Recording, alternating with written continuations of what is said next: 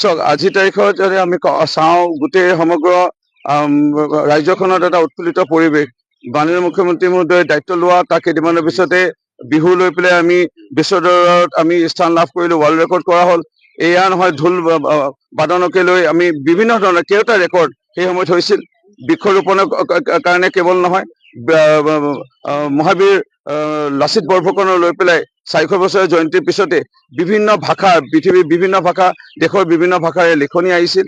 এই বীৰজনাৰ প্ৰতি আজি বিভিন্ন দেশ বিদেশে জনা হৈছে আৰু এই লিখনিও ইতিমধ্যে পোনপ্ৰথমভাৱে অনলাইন যিটো লিখনি তাতো আমি মানে ৱৰ্ল্ড ৰেকৰ্ড কৰিলো অসম।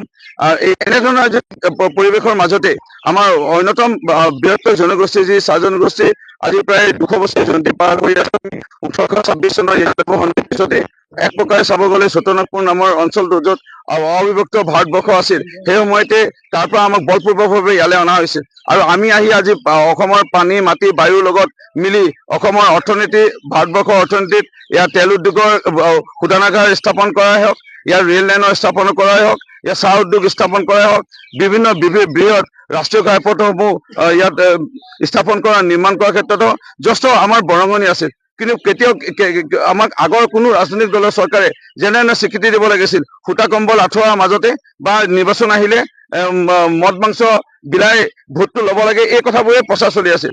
এই ACS অফিচাৰ, APS অফিচাৰ দিব লাগে, APSC নিযুক্তি তেওঁলোকৰ যোগ্যতা আছে, তেওঁলোকৰ সেইসমূহ কেতিয়াও ব্যৱস্থা হোৱা নাছিল।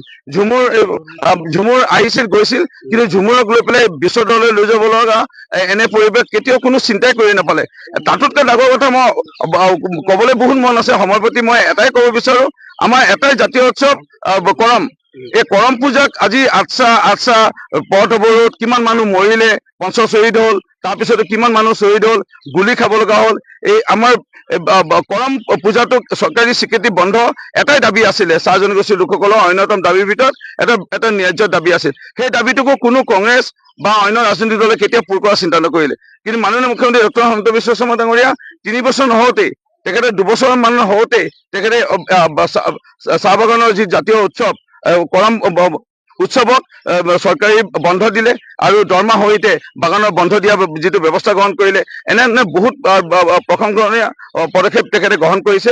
আৰু মুখ্যমন্ত্ৰী ডাঙৰীয়াৰ এয়ালৈ মই বেছিকে নকওঁ, যিসকলে ঝুমুৰ বিন্দিনী আছে, নাচনী হওক, কৰ্মতী হওক, ঢুলীয়া, আজি আপোনালোকৰ বিভিন্ন চেনেলৰ মাধ্যমেৰে তেওঁলোকৰ অনুভৱ কি যেতিয়া প্ৰকাশ কৰিছে, তেওঁলোকে সেয়া বহু মানুহে চকুপানী টুকিছে। তেওঁলোকে হাঁহি কানি তেওঁলোকে প্ৰকাশ কৰিছে তেওঁলোকৰ আনন্দ, আৰু মই মোৰ আনন্দ তেওঁলোকৰ জৰিয়তে প্ৰকাশ কৰিছো। মই আৰু বেছিকে ক'ব লগা নাই।